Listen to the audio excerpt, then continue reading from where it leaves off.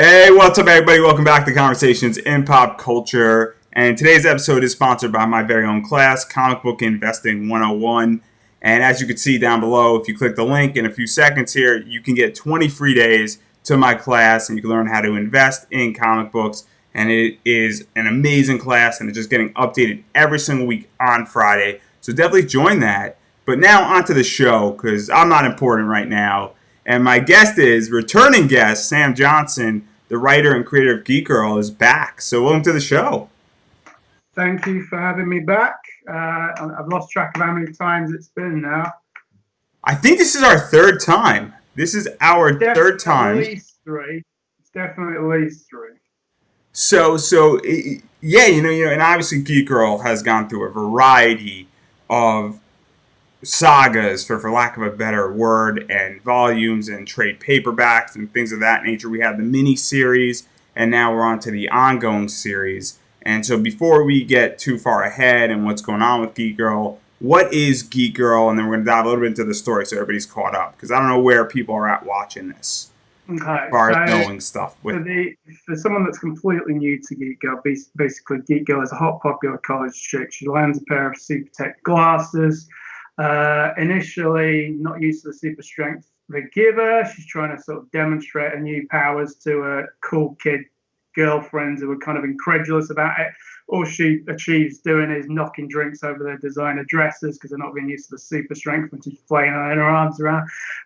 So that kind of alienates them. But her BFF Summer is into it, kind of pushes her into becoming a superhero, jokingly comes up with the name Geek Girl for her, following her klutzy actions.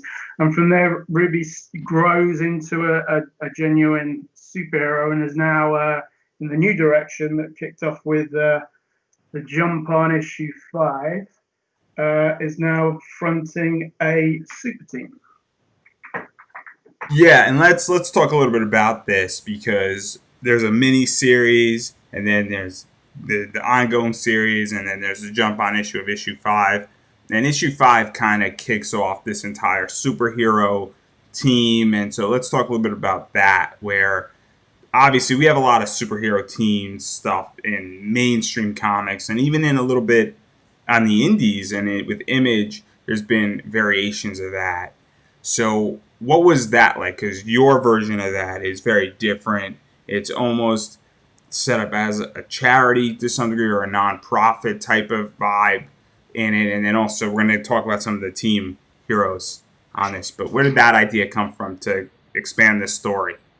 I mean, I think that the charity thing you're talking about, it's not a charity. It's part of. I can understand why you get that because it's part of the K Foundation. So Mm-hmm. Geek Girl being Ruby K, this entrepreneur Johnny Carlisle, who's may or may not have been caught out selling his super tech weaponry indiscriminately, whether they be good or evil. He's certainly Neon Girl, who's the big the first lady of superheroes of where they live in Maine, is kind of that's the kind of what she's insinuated to him, and off the back of that, he's decided to kind of like be by the books. So he's what happened in the mini series is Ruby was up against a big bad lightning storm who trashed police stations and hospitalized superheroes. And the K Foundation is using Johnny Carlisle with his superpowered digger mensch friend, has helped rebuild the police station. So that was like the first act of the K Foundation. The next is, it certainly isn't a charitable thing, it's effectively a corporate super team that he set up with Ruby K fronting it. But in terms of comparisons to other team books, I'd like to keep things unpredictable with Geek Girl, and right off the bat, things don't go as planned at all. I mean, we'll start with Mark Darden's character, Guano Guy, which is he's just completed his latest Kickstarter for us. Is a very comedic character, and again, is not a charitable person. He's doing it for the merchandising, basically, the whole superhero thing. He's off the back of a Kickstarter and conversations I've had with Mark, Guano Guy ended up coming into the book as one of the potential candidates of the super team, but it's all a bit too real for him and dangerous, which is, as a superhero, you think you could deal with, but he's not too let's keen. let's Uh, talk about that. Let's talk about that character because yeah, it's very refreshing to see somebody be someone saying, "Hey, I'm in this for the money. I'm in this for yeah, the paycheck." Because we don't see that. And we know to some degree that if we look at DC and Marvel with these characters, that there is an element of that has to be in play. Yeah, that's quickly brushed under the rug. And I love this idea that a hero wants to just make money and get rich, or not even a hero, just some guy says, "Hey, look, this side's paying better than the other side. I want to yeah, be on this side," and it's a very nice, you know, I guess position and idea to throw into the book. And so, what was that like in really developing? And then we only get a glimpse of it, but I think that yeah. idea speaks massive to the reality if there were superheroes in the world. Yeah. Well, I mean, as I say, Guano Guy is Mark Darden's character. He's owned by Mark, so it's a brief appearance, but he's involved in there's like a plane taking some of the would be super team to their HQ when things that gets attacked. So Mark would be a person to get great insight into that. But it seems to me that from having read Guano Guy comics, he's kind of like merchandise is the main thing, and he doesn't seem to actively get into too many fights. Like one way he did of thwarting a bank job was just puncturing their tires and then running off. But along the lines of the sort of altruistic superhero and the practicalities of that, I've actually just come up with a new character that's going to be coming into the base of the Geek Girl called Doom Knight, who's a kind of parody slash knockoff of like your Bruce Wayne, your Tony Stark, Doctor Strange, Moon Knight. And he's got all the gadgets, and he's not getting paid for being a superhero, and he's got the cave and all that stuff, and as a result, he's in massive debt. So the practicality of it and reality is problematic. And that's kind of going to be his inroad into the connection. Won't go any further with that one, but it's going to be a fun character, quite a comedic thing as well, similarly to Guano Guy. And yeah, it's like if you want to have like the Batcave and all this armor and all that kind of stuff, then you better have a big budget. Yeah, and I think that that's something that brings realness to it. Because one of the things about comics is that when we read superhero comics, or even we read something like The Walking Dead, there's real in the world, and then there's real outside the world. And so when you're reading anything like Geek Girl, you have to buy into the fact that what's real in the world is those superheroes. So once you buy into that concept, then you can work from there. So, like when I read it, and I've read a bunch of it at this point, I buy into the fact that there are superpowers in this world. But I Yeah, also buy into the fact that you do need money with some of these characters, and they have to absolutely. eat. And it's not like, we're not talking, Civil War where the government's paying superheroes. When Marvel did it, and that entire thing that was going on, or sponsored superheroes. These people still have to eat and they have to do things. So that to me just brings an idea that okay, we can go beyond, and that our belief in the world does deal with issues that people have to eat and do stuff. So I love that concept with this, and I love the fact that Johnny Carlisle has set up this entire corporate superhero team, and he's writing people paychecks also, because that also further makes this now a job, and Yeah, it makes it so that these people are heroes, but this is their job now. And it reminds me yeah, somewhat of Astro City and My Hero Academia to some degree as well. And so, what was that like, and really getting that in there, because it further creates this belief in saying, okay, superheroes need to be paid, and then they need to be taken care of, and then they also need a place to eat, and now this is their full-time job, and we get that transition. And I don't know if that was the intention originally, but that's where it seems to be going. Yeah, I mean, well, Ruby K is a college co-ed, and at the end of the mini series, with a as a result of her battle with lightning storm, she gets put in a coma, and there's huge medical bills for this. So she's a 21-year-old girl having put her life on the line. She could have not come back from that. So she wasn't actually intending to continue with the superhero business, but because her parents are completely tapped out with all the massive medical bills, and she's missed time from. And again, this is a practicality of it. She's had time off of college because of being in a fucking coma. So she's got to redo stuff. So this requires money. So when Johnny Carlisle comes up with his offer, it's like, yeah, but so she has become a genuine superhero, but at the same time, as I say, things don't go as expected with the superhero team. And the first thing that happens after they've been brought together, or in fact during the process of them coming together, is Johnny Carlisle's wife gives birth a little bit early. The nerve, Uh, the nerve. I gotta say, the nerve of his wife. well, exactly. I mean, selfish, but she's kind of, because Johnny Carlisle has got his fingers in all these pies. She's kind of got paranoid about how important she is to him, and he's questioning if he's cheating on her. And so he's like, no, you and now the baby are the most important things to me. So the super team thing is going on ice for the moment while I devote time to you.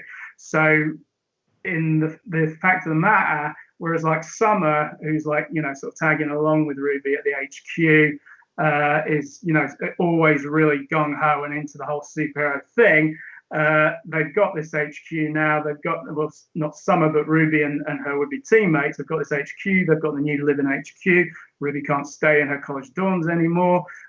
She's getting a paycheck, and we'll be in touch soon. And Ruby's like, great, I'm getting all this, and I don't actually have to fight crime. So, ka-ching. And it's got a bar in the HQ as well, which her and Summer both like a drink. Well, I'm sure that that's the college thing and the British thing combined with Yale. It's America meets the UK right there with both of these characters. But Yeah, yeah, there's experience in there. so let's talk a little bit further about this team, because I like this team, and I don't want to say they're a misfit team, but They everybody. are a misfit team. That is, I mean, Doom Patrol is a huge influence. Grant Morrison's run on Doom Patrol. What was? Have you seen the two series? Yeah, who hasn't? It's amazing what they did with it. Yeah. So a lot of that was heavily inspired by Grant Morrison's run, and they are the misfit super team. So I'm bringing one of the things I wanted to do when we got to the stage of it going with Geek Girl was to be able to bring in all these weird and wonderful ideas I've had that have been inspired by or influenced by, well, primarily inspired by Doom Patrol, and bring them into the series. So misfits is absolutely a correct definition. I mean, one of them, let me find a visual. The Minger, who is she wears like a helmet all the time, and the current arc, the two-part story arc called Tights and Capes, sees. Let me see if I can get that. Yeah, the Minger's in the centre there.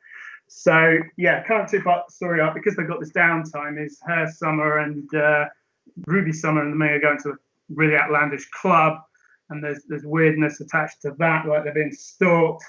And there's a Danny the Street influence there in the compare, and also the introduction of Carboncini, Voodoo Junkie Hit Woman, who I came up with in a sort of off the back of the whole Doom Patrol thing, being able to sort of think in weird mode, and I just came up with this ex junkie prostitute turned cleaned up her act, but is now addicted to a bastardized version of voodoo. And she comes into it in the new arc as well. And let me find a visual of her. So let's talk a little bit about this. There's so much to break down here. You're like dropping Yeah. and just dumping water into the pool here. Well, So let's so just show you Cabra so we know who we're talking about, because this is a character I'm very invested in. So that's her just buying groceries and pulling out a gun in the supermarket, as you do. She gets pissed off at the guy because he gives her the wrong change. so we're gonna talk about that too in a second here. But I want to talk about the Minger because I think this is great. And we talk about the Misfit team. Everybody's a little bit socially off, and Minger doesn't want to take off her helmet. Mm. And I think it's a she, right? Yeah, yeah, So she doesn't want to take off her helmet, and what winds up happening is that there's this whole thing, and then like there's sort of a little convincing to go to the club and all that stuff. And Minger's obviously socially off a little bit, and somebody comments her helmet, and then she takes it as an insult, but they're really saying, "Oh, you look so cool." And this is yeah, yeah, awesome, and then like that's going on, and you could tell that Minger hasn't really gotten out much, and the fact that Ruby and Summer invite her along is sort of cool and nice. And there's just all these little sweet moments of her in the club for the first time. And so, what is that like? Because obviously, we have a character who has power, but is socially off, but is being included in. We get this team bonding moment with her and Ruby and Summer, and then we're going to talk about Tyler in a second. But he's sort of not bonding at the moment with the team yet.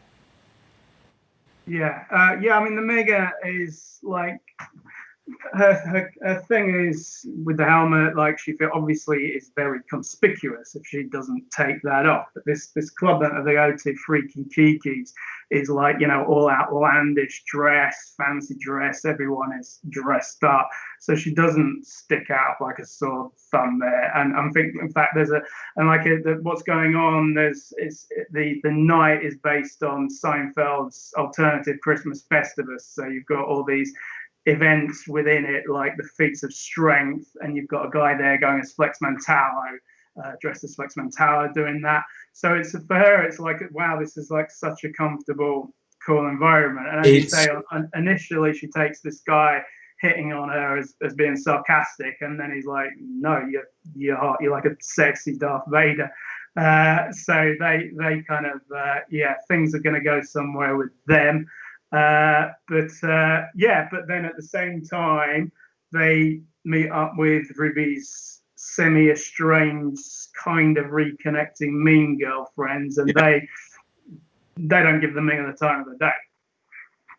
And so to talk even about that, because one of the things that I got out of this is that we're finding out Ruby's real friends. We're finding out Summer's real friends. We're finding out, how nice Ruby is versus her friends slash her ex friends slash the mean girl clique, for lack of a better word. There's a lot of dialogue That that was is exchanged. that is And so I think it's very interesting, the latest arc, where we're starting to go down that path where we're finding out who is Ruby's real friends, who is Ruby, and it's sort of an awakening.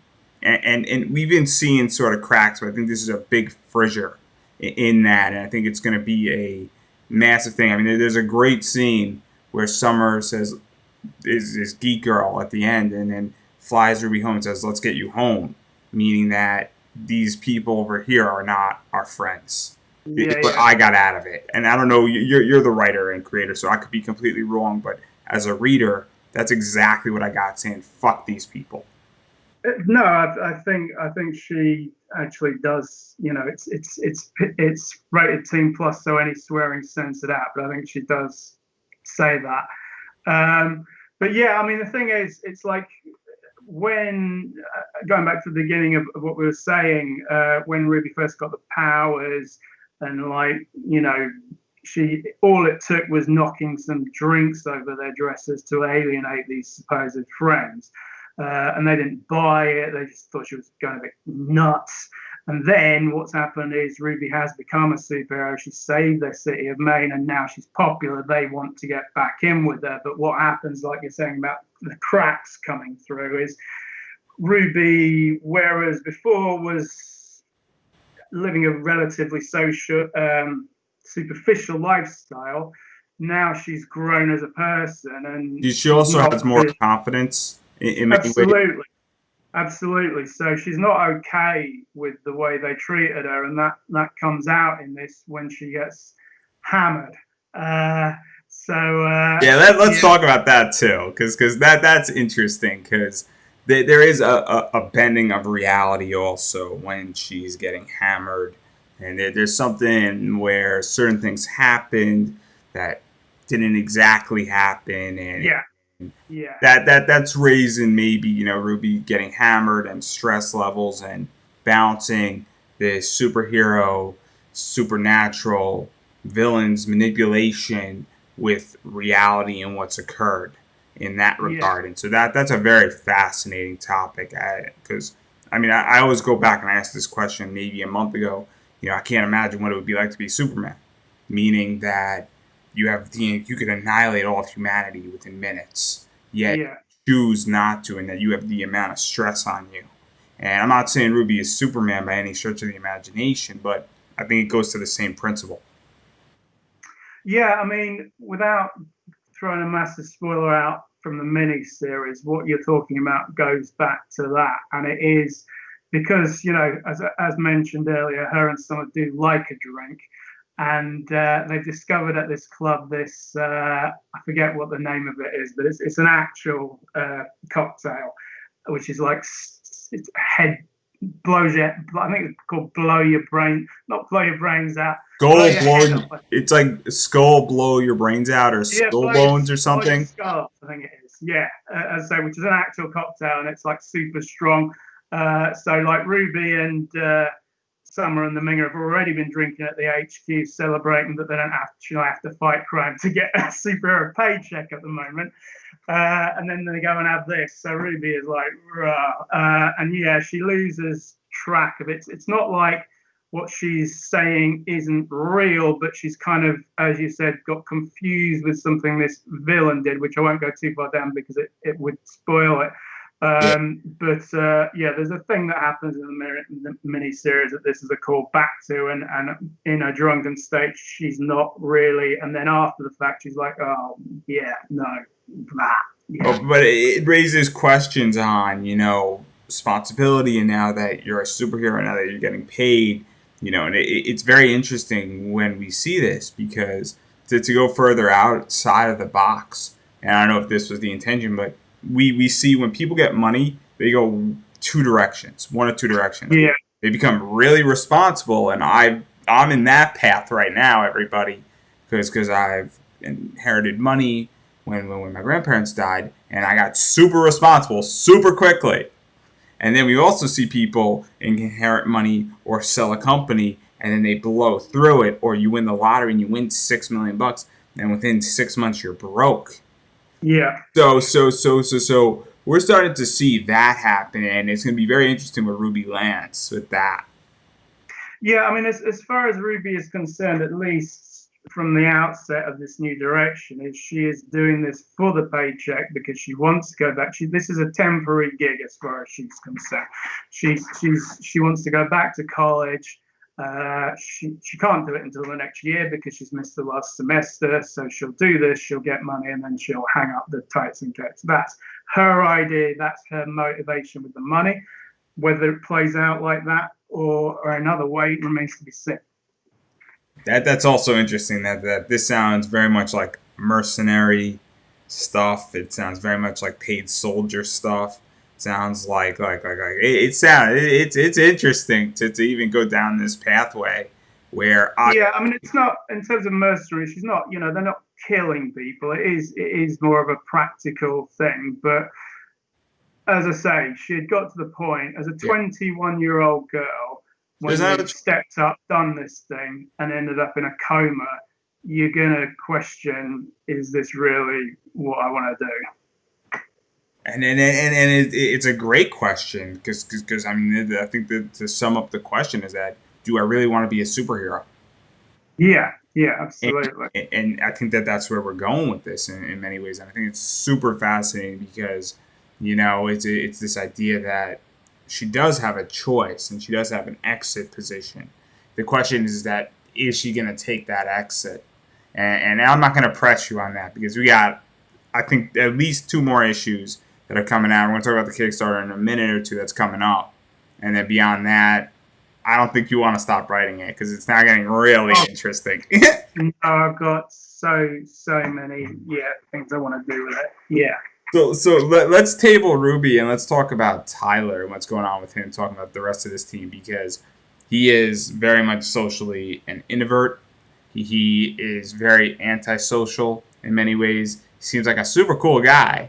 Seems like the type of guy that like, he's like your broski at the bar, but he's got the complete opposite thing. I think there's like sort of a reference to the Flash with him, where he says I can move things around twice as fast as other guys in hotels, and that's kind of a little bit Yeah, of it's like I'm my secret identity. I'm super poor, or I can transport.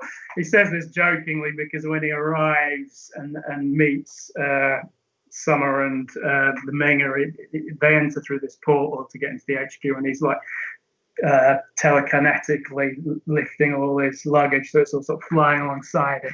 So, but he has alluded to the fact that he's not too keen on the idea of wearing spandex.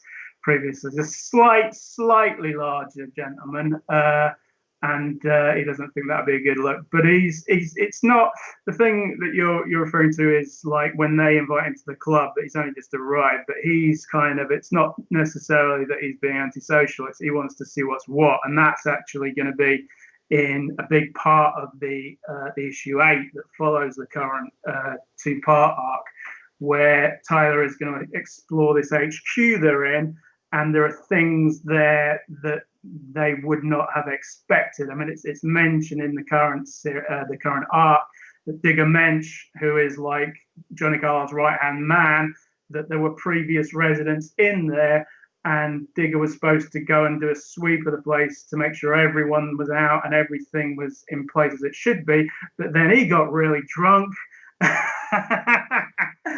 was too hungover to do it. So whereas he should have been doing it during the issue 6 to 7 thing, he's doing it in issue 8, which is kind of a day late after Tyler's checked out the HQ before he's got there. So there are things to be revealed to Tyler that perhaps yeah. he shouldn't have got to see.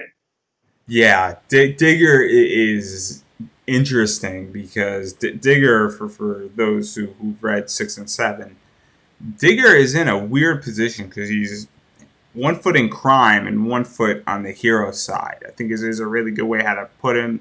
And then he's getting drunk, and then there's issues with, I guess, his crime buddies and then their crime boss. And then they're calling him, Johnny's bitch. And Digger's got some stuff, and then Digger gets drunk, and then it's like written on his shirt, I think, what's going on with that. And so Despite a visual. it's a really interesting thing because I don't think anybody knows where Digger fully stands in the Yeah. comic. So this And is I love into it. this crew, and there's a little bit of conflict going on there. Just a slight conflict, just a slight one, right, Sam? Yeah. Just a slight one. Minor disagreement. So basically, his pals criminals. Uh, Now, Johnny Carlisle was previously operating seemingly in something of a grey area, and has now supposedly at least gone all in on the light side. So this represents a problem, a conflict of interest to Digger, who basically was his right hand man doing whatever he wanted, but that was initially, if what Neon Girl was suggesting about Johnny Carlisle not caring who he sold his super tech weaponry to, this would be beneficial to Digger's crew. Now, bringing in a super team in an HQ on their doorstep and rebuilding the police stations is not beneficial to them.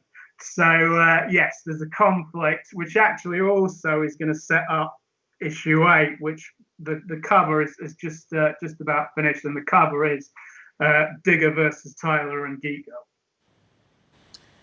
Yeah, I'm not gonna push on that because issue 7 kind of goes and get pretty much there's one Sets direction things it's up. gonna go in Yeah. this point. So that's what's going on, and then also we have Carbonara Cincinnati, or I can't say Carbonara. Carbonara Carbracini. Carvacini. Yeah. And this is so let's catch up everybody on who this character is and what's going on with her, where she was from another book you did Yeah, before well, Geek Girl. yeah, I mean, she's a character I created some time ago. Again, and there's a Doom Patrol influence, a weirdness there. she's appeared she appeared annually in an anthology called FX in the Halloween issue. So she's been in that. There was always, well, the mini series has mostly been done for quite some time, but I decided I wanted to bring her into Geek Girl and introduce her to a wider audience before doing that. So what's going on since basically the new beginning is that there's this guy who seems to be dabbling in some sort of occult thing. He's trying to contact. There's this girl like appears sort of a ghostly form in his mirror. Now he's messing about with whatever occult thing he's doing, and this leads to him hiring Carboncini, basically. Now, at the beginning of the New Direction arc, while this guy's messing about with his occult whatnot, someone comes in and shoots him. But because of the dark powers he's got, he's able to get this bullet out of him. He knows who shot him, we don't, and that's what he's hiring Carboncini for. Now, how this is going to intersect with Geek Girl has not been made apparent yet. We don't know this guy's name, but in issue 8, that will become very apparent, and there's a big arc for Carver. I mean, I love this character, Carver. I mean, the scene in issue 7 where she comes into it, she's just, as I say, she's just shopping for groceries, but scenery chewing and smoking a cigarette while she's in this supermarket. She gives zero shits and is slightly unhinged. And it's a really fun scene that I actually wrote. This is a kind of updated version of it, but is the scene that I originally wrote, stream of consciousness, when I created her. So it's really fun to have that out there now. So yeah, she's going to be coming into the, well, she's come into the series, but there's going to be a big arc coming with her that's going to be quite messed up, because the way she goes about that, she's been hired to either find and kill. I don't think that's apparent yet. This guy that shot the unnamed guy, the occult man, but how she goes about that is with this bastardized version of voodoo that she's created, which she can use to access a dimension called the Infinite, that acts as a shortcut between where she is and wherever she wants to go. She just needs certain tools in order to do this.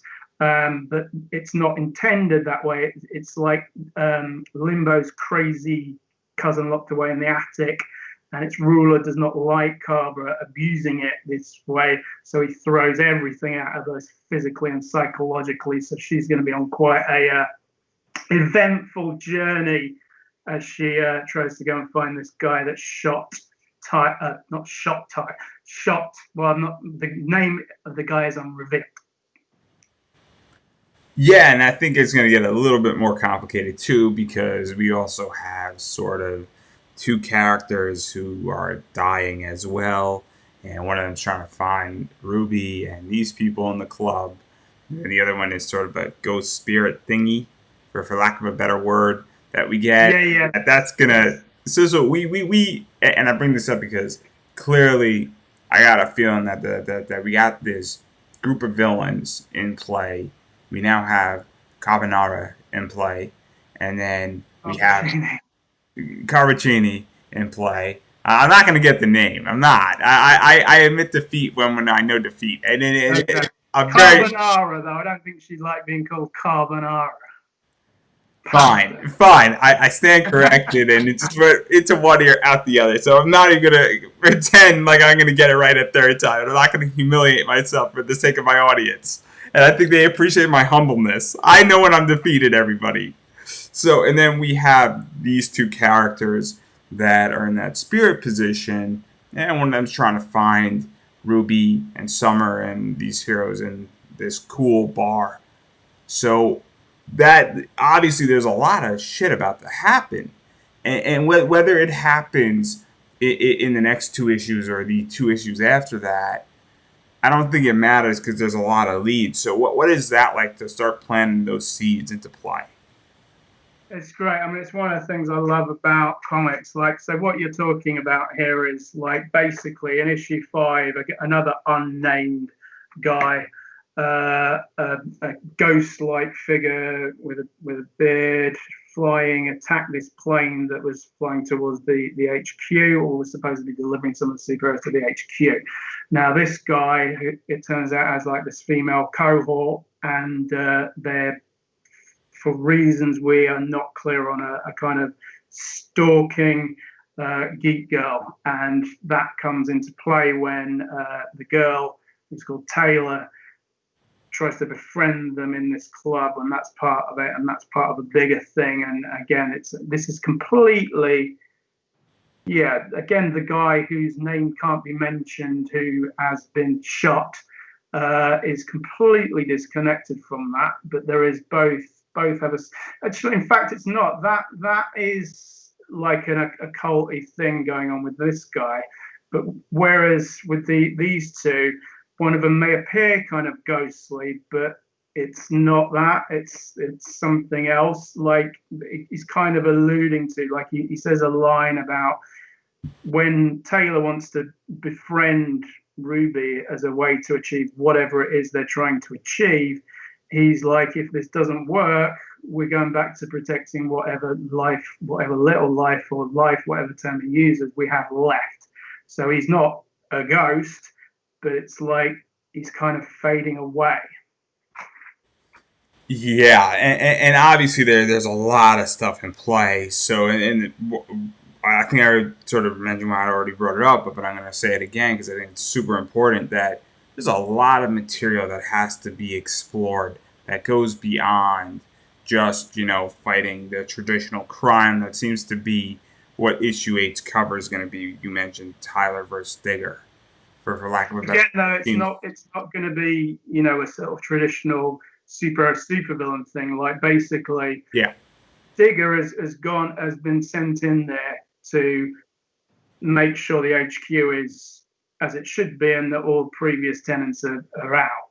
Now he's a day late with this, so Tyler's already discovered things that he shouldn't have, and also, again, Digger is somewhat torn in what his crew want and what Johnny Carlisle wants. So there's things going on there. This is not a straight superhero versus supervillain thing. There's some there's Digger is he's I don't think he's even sure what he's going to do when he gets there.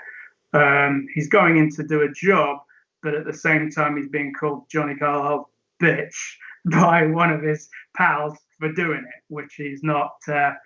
Or that scene where they had a slight disagreement was borne out. And so obviously, I think it's safe to say in issue 8, we're going to start getting a boatload of answers. And issue No. 9, we're going to start getting some answers and start getting some information on. Oh yeah, we're going to get, as I say, what's going on in the HQ that pre that issue the superheroes aren't aware of is certainly something, and does connect to something that has already happened. But I like to tease the things out. I mean, I think the mystery, like, I don't know if you're reading Amazing Spider-Man, but I've really been into the Kindred story that's been running lately, and who the identity of Kindred is, which has now been revealed. I mean, I don't know if you're aware of this story. Like, it's been going for quite a while. It's basically this guy's been tormenting Peter Parker, and there's a connection to the whole One More Day thing where he made a deal with Mephisto that erased his marriage. So it seems like it's tied to that, because that has kind of been alluded to a lot. But they had 2 years of this Kindred without revealing who he was, and I was into that, and I think the payoff is really good as well. So I think if you just do something and then pay it off straight away, it's not the same impact. And there are things by the nature of what Johnny Carlisle has been involved with that are mysterious in themselves anyway. So there's loads going on, but at the same time, at the heart of it, grounding it, is the brilliant, beautiful friendship between Ruby and Summer, and how they've really, got each other's back, which has been really is a huge thing in the Turks and Caicos arc. So there's that human relationship at the center of it all. Yeah, and I think that that's how issue 7 really ends, Yeah, yeah, where we have this amazing scene. So I'm gonna set it up, and I don't think it gives anything away. Ruby goes just as a normal person out to the bar. Summer's Geek Girl or just as Geek Girl. I don't think people know if she's dressed as the full Geek Girl and has all the tech, but obviously that's how Summer's going, and everything's sort of a cosplay.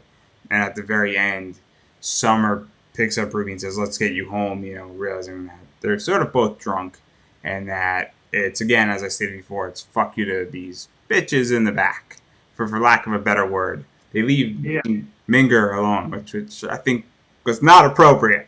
Give it, Mingers. Not social adeptness, but we're going to table that one. No, well, the Minger is you've got Ruby's mean girl. We're only teasing. We're Right. only teasing. Yeah. Uh, I have a but soft spot for the Minger now, so clearly we all know yeah, what yeah, side yeah. I'm on. No, she's an interesting character that we've got. There's some layers to uncover there. But I don't want to push any further because obviously issue 8 and issue 9 are going to start peeling stuff off. And then obviously issues 10, 11, 12, 13, when we get to those, the next 6 issues, I have a feeling you have somewhat planned out, are going to start pulling off layers. And we're going to start seeing certain things. And so I want to talk some inside baseball because, and I want to talk about the Kickstarter and all that stuff because I don't want to push any more with the story. And I know Yeah. that you don't have an exact date for when the next Kickstarter is coming, but No, I mean, it was originally intended to be towards the end of this month, but because, as with everything, hashtag COVID, when previously when I've submitted did you submit it for approval, it's taken 3 days and it's taken quite a bit longer. And basically it's got to the point where if you're doing a Kickstarter, you need a lot of pre-hype. You've got to, get people set up for it. And with the date that I was planning to, and I don't want to do it, get it, in the sort of pre-Christmas, post-Christmas, where people, money needs to be going elsewhere and that kind of thing. right. So it's going to be next year. I'm going to announce in the new year when it is. However, just before this show, if I can pull this up, I'm not done anything like this before. Hopefully this will work. Just bear with me. I'm gonna have to X you down a bit. And we're seeing the floor of Sam. Yeah, no, that's deliberate because I'm making sure I've got the right screen up first. We're seeing the floor here, everybody. Relax, it's coming. It's a lovely floor. Right, here we Yeah. go. This is it. This is it. So is that showing up for you? Okay. I mean, we see a good chunk that your project has been approved. So Yeah. So that has only just happened. I want to talk about this even further. So I don't know if you know Russell Nolte. I don't know him directly. I'm aware of it. So he's been posting a lot of stuff, and I don't think he's going to mind me speaking about him on this, but he's been posting a lot of stuff documenting how many people and how many projects have been on Kickstarter and things like that. And what he has been talking about and stating is that there's been like 100 more projects almost every single month now on Kickstarter for the last six Yeah, months in COVID, give or take. And yeah, so, obviously, in the comic realm, I'll stand just so people understand. There's been a lot of projects on Kickstarter. Kickstarter's not just comics. In the comic realm, there's been a massive increase, and so hmm given that it's taking longer, COVID hit, you yeah. know, how does that affect you? And obviously, I think that's probably partly why it's taking longer for things to get approved. Oh yeah, no, I mean I'm absolutely clear on why it's taken longer. It's because, well, initially, I mean the last Kickstarter I ran was during when all this started happening, and there was so much uncertainty, and you were sort of unsure if this was a good time, because people didn't know what their finances were going to be. So at that time, people were unsure about whether to, some people held back and didn't launch. Some people even cancelled, I think, to relaunch another time. But what has happened due to various things is comics has actually now become the second biggest thing in Kickstarter. If I've got that correct from Tyler James, so comics has become a big thing now. In terms of getting a project on Kickstarter, I get it. It's like because of what I was talking about, the feeling when COVID initially hit, was very uncertain, and Kickstarter, like a lot of places, has lost a lot of staff. So they've got less people to, you know, approve these projects. But at the same time, they're getting more of them coming in. So I get all that. It kind of works for me to do it next year because I have a part-time day job and I like to take that off as a holiday for the entirety of the Kickstarter so I can fully devote my time and energy to that.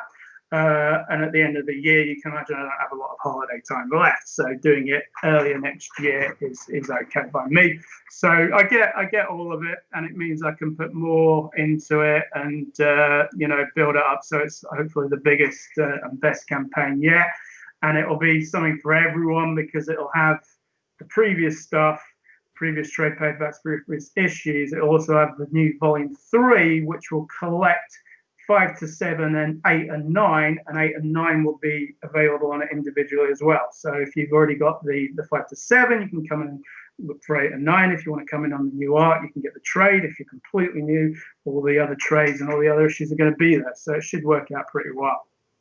Yeah, and let's talk a little bit about this because I think what I've seen, and Roland Man and Silverline Comics is doing this, where they're now launching double issues. Yeah, Kickstarter, and a lot of companies and that I think are going to be starting to do this. And they're going to be doing variations of this, and so you're dropping 8 and 9 on this yeah. Kickstarter. I think 5, if I'm correct, you did it by itself, right? 5 was on. I think that was on with the second trade. So And then again, there was something for yeah, newbies and those that were on. I mean, the thing is with the 6 and 7, that more than anything else I've written is really best read together. yeah. So like, it's good for the Kickstarter people to have them together, and also when they came out on general release, there was only 2 weeks apart because they are. It's best read as Yeah. it's not a binge read. It's 2 issues, but it's very much It's a its complete own story. story. It's a complete Yeah, story, yeah. is what we. So that was, that's a reason to have them come out at the same sort of time. But also, in terms of shipping costs, if you're just shipping one issue, the cost if I've got 2 comics in this package versus one is significantly less than sending 2 single issues.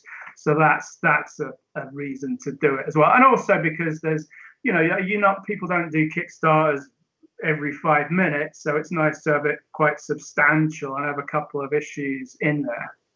Also, do you feel though that Kickstarter has become competitive in a lot more ways? When we have 100 new projects, give or take, in there, your Kickstarter has to be bigger and kick more ass to some degree.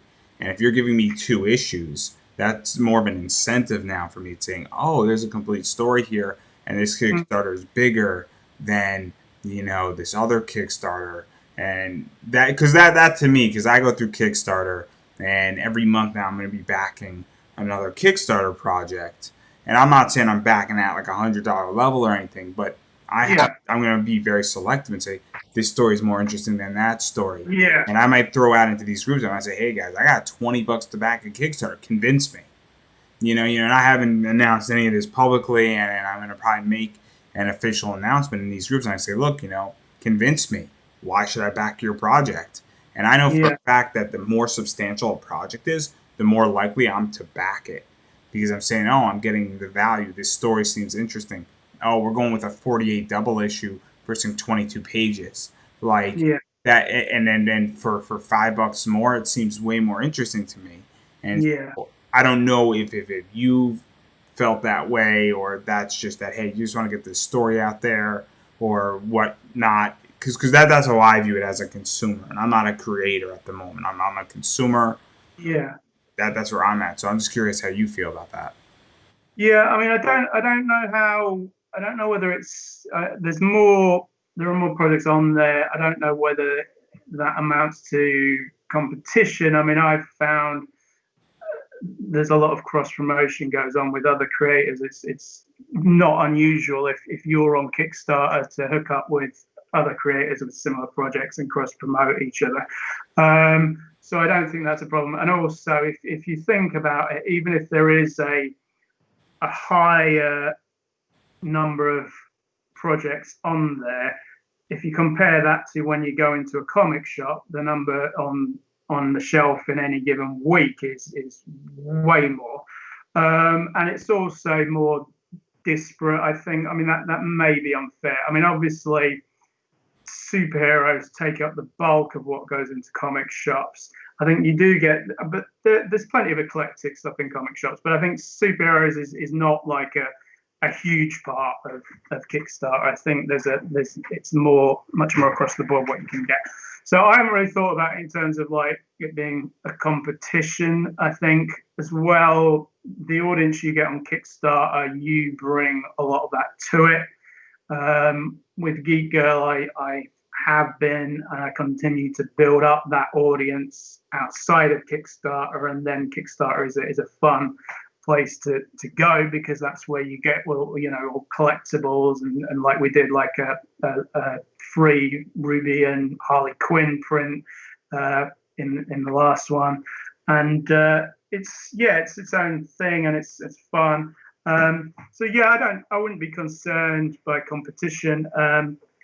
I don't think that many of your backers are going to come just by going to Kickstarter, seeing what's there, and then picking something. I think what's going on around it is a bigger sell than just Kickstarter in itself. Yeah, let's talk about sort of what's going around with Kickstarter, but still on Kickstarter, because I know people who have benefited from this, and I think you have an idea what I'm about to ask, and that is big names that have come into Kickstarter. Scott Snyder has come into Kickstarter. Keanu Reeves has come into Kickstarter. Jeff Lemire, Charles Soule. I think I can Todd McFarlane with his toy. It's not comic related. It's comic related. It's a toy that's comic related. Yeah, but there's actually now Elvira has a Kickstarter going on right now. Yeah. Yes. So my question is that if your Kickstarter is featured on the bottom of her page, or Keanu Reeves's Kickstarter, Snyder's Kickstarter, and all those people registered, and then they see it, it can benefit you in a lot of ways, because now you got a lot of people looking at something, and just like a funnel, you might have 5,000 people looking at you, and then maybe 10 pledged to you that wouldn't have pledged to you at all. You're not gonna, and even if they're pledging $10, that's $100. It's not gonna make a difference, but it can make a difference between you. It's not gonna make you rich, I should say, but it can make the difference in you getting funded or not funded in many ways. Yeah, I mean, I don't know exactly how the sort of algorithms of that work, but I know Kickstarter is more and more like when you get an email about something you back, you'll get like on Amazon recommended for you below it, and I think that's something they've increased on. So yeah, whereas like the things like the Keanu Reeves Berserker project, there is an argument that do they really need this? The counter argument is to that is it's just another business model, and they're utilizing that, and whereas individuals slightly less well known than Keanu Reeves may need the funding from Kickstarter to get their book done. Inarguably, Keanu Reeves does not, but it's not being used. I mean, I kind of use Kickstarter really as a pre-order thing. That's what I find it best for. So I don't necessarily need the funds from a given Kickstarter in order to get what's in that particular Kickstarter done. How it's worked with me is the funds from it will go towards, well, obviously most of it goes to printing and so forth, but anything that's sort of going into the project in terms of not physically printed, that goes into future issues. Um, but yeah, I mean, the point of, as you say, it can bring, you know, it's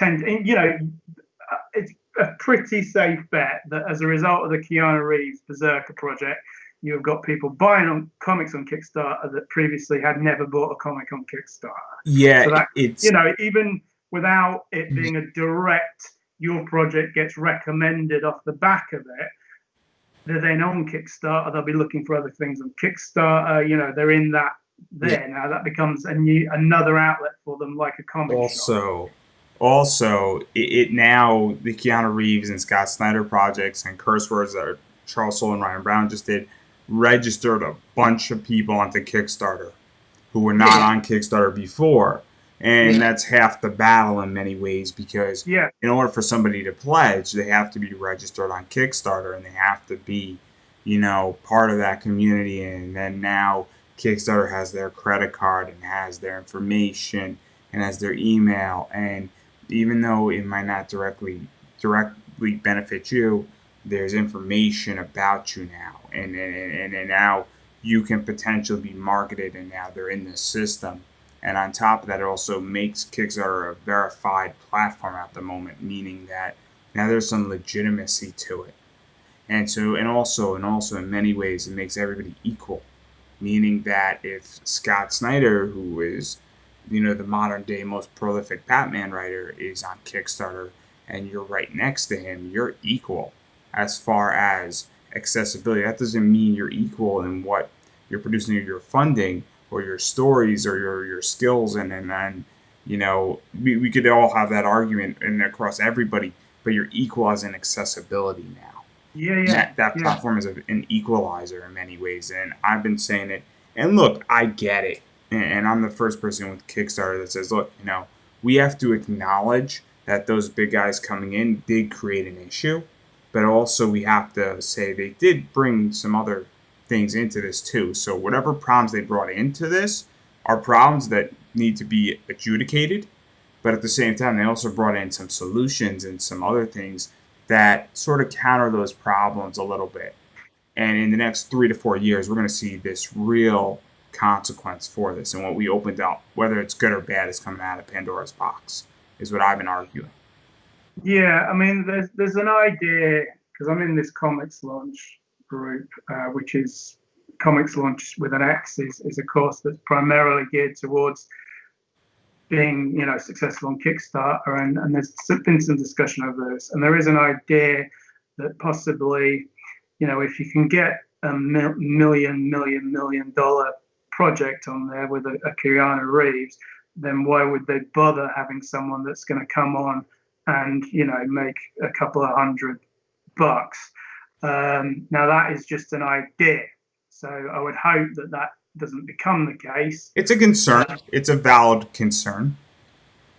Yeah, I see it as I can, I get it, but I think that is really down to the ethos of Kickstarter. If they've never said you can't come on if you're, one of the big boys, but primarily it is about getting things funded that otherwise would not be able to get made.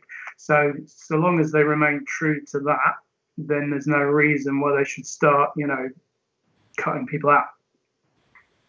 Yeah, and and I think that's an idea, and I think this is a valid debate to be had. I think it's a valid discussion, and my position is that, and I think it is that we don't know what the consequences are going to look like moving forward for at least another 2 or 3 years at the earliest, because these things are going to take some time to process through, and also we don't know what it's going to look like with COVID, and I'm going to ask you about COVID in a minute here, but I do want to talk about some of the rewards Yay, be COVID. offering. Yeah, I mean, this Kickstarter question is my favorite question now with Yeah. comic people, and then my COVID is my second favorite question apparently. So I'll have to ask my two favorite questions in this interview, but I do want to talk about something a little bit more pleasant before we get to COVID, and that is you have some pretty cool rewards that you offer. Obviously, we're going to be offering a trade paperback. We're going to be offering single issues once this Kickstarter launches. You typically have some variants. Sun Kumanaki, who I have interviewed and spoke about, and we spoke about your comic a little bit and your cover that you did with Geek Girl. It was out there, and Sun's killing it right now. So Show you the Virgin to five that's sons. yeah, and I know that people in the UK can get it, and people in the US can also get it. I don't know where they can get it in the US. I know I just ordered my copy a while ago, and it's tucked away somewhere. I'm not gonna go digging through my bins here for you. It would take like an hour if of my nice like 9 long boxes. But You can get it at indieplanet.com, the limited variants. I think most of the limited variants for the various issues are there. Yeah, and if you want the digital comicsology, so there you go. So because people love Sun, and then the reason why I mentioned that is because you have some awesome variants. Sun is killing it at Zenoscope. I think she's going to be a superstar sooner rather than later. And I think yeah. as a comic investor, it is a spec that book. I will openly say that that book is a spec, but if what I think is going to happen correctly, some of her early work, including your cover, is going to be worth some serious money. But I digress right there because I don't want to get in too much trouble. Please consult a financial planner. Again, it's speculation. If you're going to go down that route, you're going to buy like $100,000 worth of that cover. Please, you're on your own. I'm taking no responsibility for this Yeah, or that. but I think I got in at quite a good time. I think it's certainly not inconceivable that a couple of years down the line, Sun is doing, Marvel limited variants and is out of the budget of So many indie creators. and she's doing some other stuff, and a variety of other creators are doing stuff. I just had Jason Metcalf on. I had Kanan White on. I'm going to be getting Josh Burns and Anthony Spey sooner. Hopefully, Anthony Spey sooner. And I'm going to be getting a few other people who've done some cover work. So I'm just curious what variants, and because obviously there's all these indie creators that are doing awesome cover work for Kickstarters now. Jamie Tyndall is doing a lot of cool stuff out there, and then a few others. So, what can people expect as far as variants for these issues and things of that nature beyond the traditional trades and regular covers and some other stuff? So Carlos, I'm not sure if you pronounce it Villas or Vias, has done. He does a sort of slightly photorealistic look. He did a limited variant cover for issue 2 of the mini series with Nina Dante, the old chick with the cybernetic eye, and Ruby. Anyway, we're going to have him doing a Carbuccini Voodoo Junkie Hit limited variant, and he does like super. He does. I think he's done covers for heavy metal now. So he likes, that sort of monstrous type thing, and in this infinite dimension that the Carver is going through, then it's a good. And I think he's excited to work on it because it's pretty tailored for him. If much more so than if I was just to be like, do a Geek Girl cover. That's going to be cool. Other than that, it's. I don't really want to say too much about what's coming because, as I say, that the Kickstarter is now. It's going to be next year. I'll be announcing when it is in the new year. So at the moment, I'm more focused on the current stuff. But Carlos Granda, or Granda as he prefers to be referred to, is working on issue 8. He's pretty much done the cover, as I mentioned, with Digger and Tyler and Geek Girl. And we've got another character coming up that I'm excited about called Mean Girl, who may or may not find a special place as Ruby's arch frenemy. She's total, like totally and all that. And it's a really good dynamic, I think. So she's coming in the new issues as well. There'll be a cover with her. But yeah, that's about as far as we go with it at the moment, I think. I'm on holiday. I'm going to be working on the script for issue 9 next week. Script for issue 8 is done and the artwork's underway. And then one of the things you don't do, and we spoke about it off air, and we're going to talk about it on air because I want to, and I think it's going to be a fun conversation, is that Sun has done Good Girl art, Cheesecake art. Several people you've worked with have done it, and Geek Girl has none of that. Geek Girl has an element of sexiness, an element of cheekiness to it, and those covers are fun. I mean, that Sun cover is sexy in many ways, but you don't do nude covers, and we're starting No, to see a lot of those coming out on Kickstarter. And look, let's be realistic, they sell. yeah, yeah, They sell. Zenoscope just had a virtual con, and this is nothing against Zenoscope, but they sell their new covers for $100, and they got 100 copies of it, and they pretty much sell at 80% on that. We're talking yeah, 8 grand in maybe 3 days. So I'm not gonna pretend here that that doesn't make money. You know? yeah, yeah. It's, I mean, it's not on brand for Geek Girl. Geek Girl's character, Yeah. we've used a number of different variant cover artists, and whoever that artist is, I want to see the image is it's the character. Um, Ruby, there is absolutely no context for her appearing topless on any of these covers. It wouldn't make any sense. There's It, an element though of her being sexy, and yeah, so but so not in a gratuitous way. I mean, she is. She's a hot college chick. She likes to dress sexy. She is sexy. But those things, I think in some cases, it can be true to the character. Um, but with Ruby's character, it just doesn't fit. It so wouldn't, just doesn't in fit. my opinion, in my mind, slightly in the gutter. So Zenoscope has Yeah, all these nude covers, and I personally am not a fan of them. I right. think characters with their clothes on, in many ways, leaves more to the imagination. And I was speaking with Dave Franchini about this, and a lot of people really are not fan of nude characters. They like the pose that's in there, but they like their mind to have more imagination and have more Yeah, engagement. And so it's like for me, I like covers that show character in a sexy cover, and but with clothes, maybe a bikini on, and something like that, and I like that, or posing a little bit provocatively and playfully. But for me, it's not so much as the covers. It's not the nudity. There was a Sun Kuanaki book that just came out, and it's her in like a bathing suit, really sexy. And I bought it in a showcase, and I could have bought the nude version of this showcase or the 75 print run with her clothes on. And I was waiting for Zenoscope to release that book for 2.5 months of her clothes. It wasn't a money issue. It's I like the clothed version more yeah, because it leaves more to the imagination. It leaves more for me to say, "Oh, I get it. I understand this. Oh, I can imagine what this looks like. Oh, that cover as a metal looks cool, but it's nude. I'm not really into the nude side of it, you know." yeah, And the difference in price was $25, so it's not like for me. And so when I read Geek Girl and I see these covers and I see them being true to Ruby and all that stuff, for me, and I think for a lot of guys and even a lot of girls, they're like, yeah, I like imagining what this thing looks like without clothes, or I want to look at it with clothes because I want to, if a girl's on in a bikini and it's out publicly and I'm reading it with my friends or my girlfriend walks in, I'm not gonna get the dirty look. Same right there too.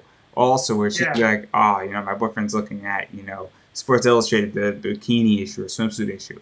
It's not over the top. He's a guy." yeah, Type of thing. So that's what it's like for me, and I think a lot of guys feel that way. And obviously, Geek Girl is PG-13, really ish, yeah, maybe PG-16 if you want to push it a little bit in certain yeah. circumstances. Well, generally, this is a rated teen plus, so it's not, as I say, swearing is censored out. There's no, I don't, there's no nudity. But yeah, just that's what it comes down to for me in terms of these cover images. I want it to be that character. Would the character pose and dress in that way? If not, then we'll not do it. And also, I was speaking with Chuck Pino, who's a big editor on the Indies, and a lot of stuff to just even add further to this. And feel free to disagree with me, but if you're writing a certain character and you're writing like a children's comic, you can't drop an F bomb in that comic in issue 2. And so you have to very much know your product. You have Yeah, to I know mean, your let's say product. it's Teen Plus Geek Girl. It's not recommended for anyone under 13, but there's sort of innuendos, there's suggestive elements to it, but Yeah, it's not gratuitous. but I think you know your audience, and I think you know your character really well. Where the nudity would take away and would sort of, I guess, cheapen it, and I don't want to say water it down, but it would definitely divert it and break up what this comic is trying to do and the Yeah, story it's trying to tell. And while it would be a quick payday, it would test the brand in many ways. it just doesn't fit. It's not the project. I mean, if you've got a overly sexual character that kind of thing fits, then fine. But it's not Geek Girl. So I wanted to talk about it because it's so interesting why people do things and why people don't, and where people draw the lines. And I speak to a lot of comic creators about this, and so I love talking about it. But we're gonna table that, and we were having a great conversation off the air, and I figured we'd bring it up here because it's super interesting on that front. But now let's talk about my second favorite question, and that's COVID. Uh, Obviously, COVID has changed the game, and you were, I believe, my first live interview, or one of my first live interviews I did back in March or the middle of first like week of April. And obviously, we now have a lot more information on how things were going to play out with San Diego Comic Con being canceled, New York Comic Con being canceled. I would imagine it's very similar in the UK and in Britain and in London, how all this stuff is working out. And obviously Kickstarter has increased massively because of all of this. So I am curious where you think cons are going, where you think comics are going in general, cons, comics, the future of this business in many ways due to COVID and what COVID has shown us in the comic world and in the entertainment world and all. well, I mean, in terms of like your traditional comic shop model, obviously there was a period of time there where that wasn't happening, and they've worked out how to do that for the most part.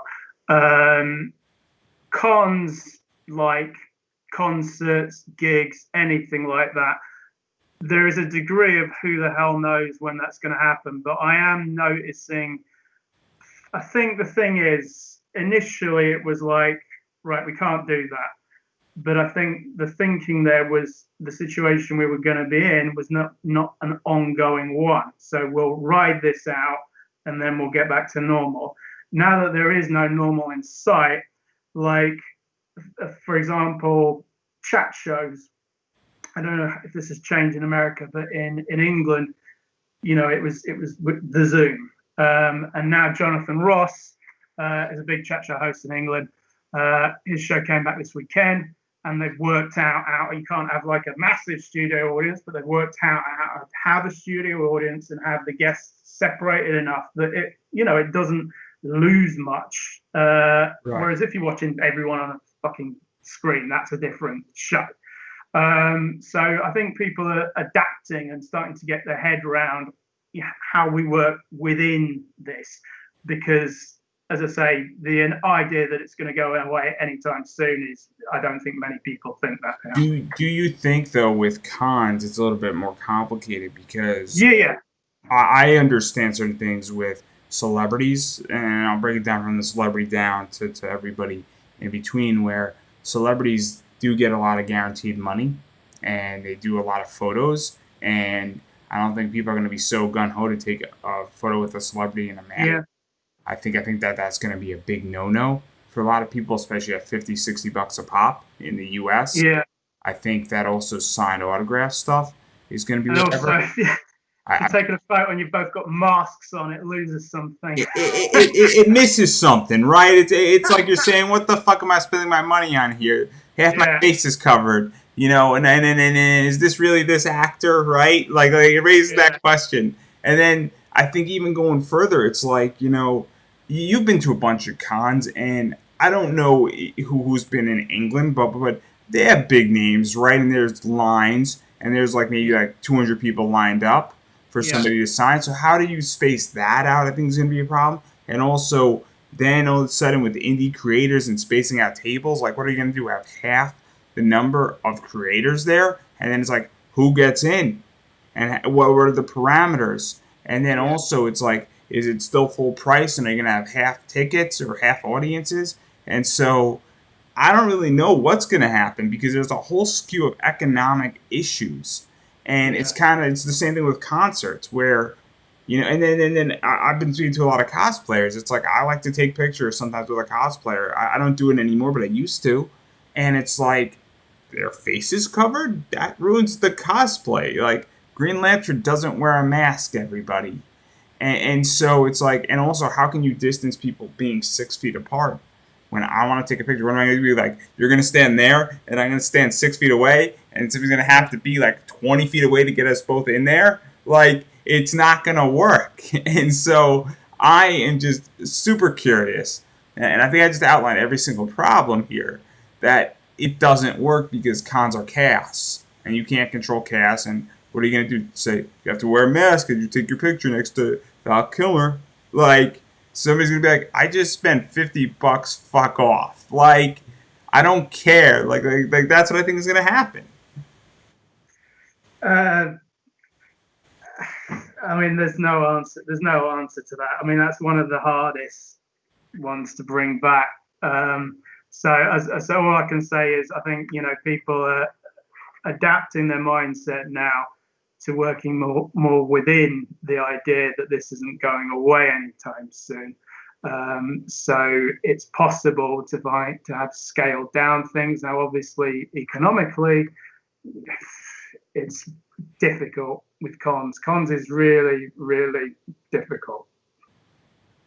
Yeah, and I don't think anybody has an answer. And I think anybody who Yeah. does have an answer, I mean, I'll give you a piece of information. I'm in DC, and I'm obviously leaving DC in the next few months. But Awesome Con was supposed to, which is a DC con. It's a pretty big con. They do maybe 30, 40,000 people over three Mm. days if you count people multiple times. But one of the things that they did is that they were supposed to come back in April of 2021. They moved that to August. So 6 months from now, they were supposed to come back, and now they punted that to 10 months from now. Yeah. I mean, I at this stage, I can't really see any point in announcing dates because it's just who the hell I knows. think I think what they're trying to do is that maybe they're trying to sell some tickets because that money's in their hand. Even if they have to refund the Yeah. money later on, at least that money can be dispersed somewhat to keeping their website costs running, and then they could figure out how to borrow that money in a different way, or punt that money to next, or just be relevant, or have trademarks, or start locking in Yeah. guests. Yeah. And I think it's just business wise, the cons need to announce it. But I don't really see the point in announcing it either because guess what? I'm not gonna buy a ticket to a con. With all this shit going on. I mean, Yeah. I was supposed to go see a Hatsumiku concert. That thing got canceled. Thank God it got canceled. I wasn't fucking going to that shit in DC in the middle of COVID. I'm not crazy. That's Yeah. insane. And Yeah. instead, I took that money and bought something else. But my point is that it took them a while because they postponed it twice and then they finally canceled it a third. Yeah. Well, I mean, there was an optimism that I think is being replaced gradually with more and more realism. I think, and I don't think it's anybody's fault. I think a lot of people are saying, "Oh, it's just 2 weeks, 3 weeks at the most. We're gonna eradicate this," and I think it was ignorance by humanity, and not Yeah. Well, we're not used to it. It's new to us. and I think I'm very optimistic in which that I don't blame anybody for that because I was in that group too, and it's not an anti-science position saying, hey, this thing's gonna be done 3 weeks, 4 weeks, it's not that bad, and then well, it's rough, and I think we're starting to get a handle on it, but definitely I think this is a parameter shift and a paradigm shift is what I think my word is with that I like using on this one where things were here and now they're here Hmm. or they're here and now they're here. So we're actually in the frame, everybody. So there you go. But anyway, we've been talking for a while now, and about an hour 20 minutes, and I want to give you an opportunity to promote yourself. So where can people find you on Facebook? Where can they like your Facebook page, your Twitter page, your Instagram? I know you got a website. Where can people pick up Geek Girl while they wait for everything to come out and catch up on it before the next Kickstarter because people are impatient. So, where can people support you? Well, geekgirlcomics.com is the best. That's got a preview of both issues of the current story arc. It links to, I mentioned Indie Planet, if you want to get limited variants as well as the regular editions, Comixology links up it. Basically, that links to pretty much everything. If you'll see a Facebook symbol, that links to the Geek Girl Facebook group where there's going to be previews and stuff. I'm quite easy to find on Facebook. I've got a few Facebook pages.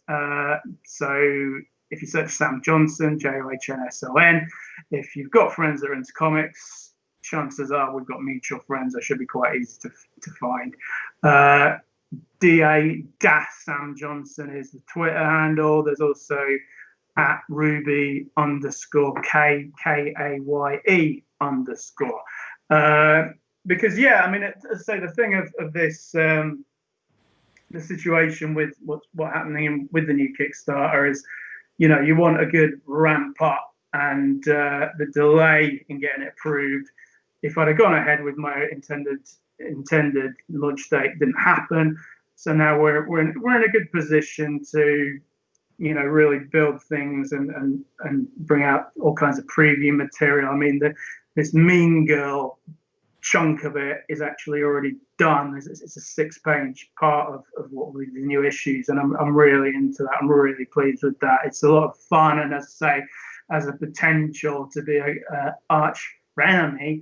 Yeah, there's lots of good stuff coming. Oh, and also, if geekgirlcomics.com, on the landing page of that, you can join the mail list and you'll get a free digital preview comic, which has a big chunk of the first issue of the miniseries and preview stuff from the current arc.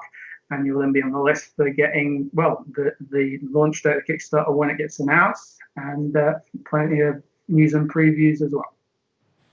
Yeah, I think we're going to leave it at that. But I, as always, have always been encouraging everybody at the end of every single interview, support indie comics. Obviously, support Sam Johnson. He's been 3-time guest. Spoke about Geek Girl 3 times and everything in between. And I love the comic. I think it's a great comic and it's enjoyable. If you're looking for something that's superhero-esque, because it's not fully superhero, it's definitely alternative superhero-ish, but it's got superhero elements into it. So I love the comic. I think it's great. And support indie comics. You can pick up a bunch of the issues. You obviously can join his mailing list, which is going to be super important. So if you like what you hear and you're looking for the next 2 issues, that's probably the best way for you to get information on that. So please go do that. And please, if you have a few extra bucks, go buy an issue or 2. I think you can get it digitally for those who don't want to pay shipping, or for those countries. Comixology. Yeah. And for those who are in countries watching this that, well, shipping is fucked up, digital is the way to go. Digital is also really quick. It's fastest. So please, if that's the route you want to go do that. And if you don't have extra money out there, again, the mailing list is free for him. So you can check that out. You're going to get a bunch of cool stuff in your email. You're going to be notified of things. Also, feel free to check out the website. Definitely follow him on social media, whether that's a Facebook page, Twitter, Instagram, anything that's social media wise. Social media is free, and I've been saying it. Unless you don't have internet or electricity, there's no excuse. And if you don't have internet or electricity, obviously you're seeing me and hearing me speak, and you're hearing Sam speak, and you're watching this interview. So please contact me, because there's an opportunity for me to make money on your technology that you possess. And you will make money too, but more importantly, I will make money. And that's what this is about.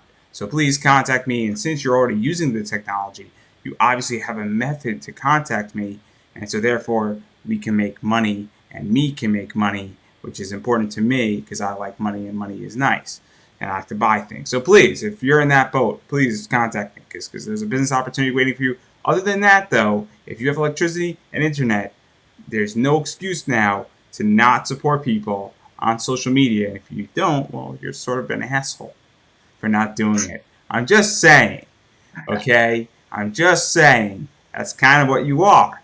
And so there you go. But if you do have some extra money and you want to be a hero and a superhero and not be an asshole, go support his comics, buy his comics. Buy the first issue in Comixology, and then if you like it, buy the rest or buy a trade paperback. Very low cost to do this, guys. But beyond that, that's pretty much everything. And again, thank you everybody for watching this as always. And remember, don't just have a good night, have an American night.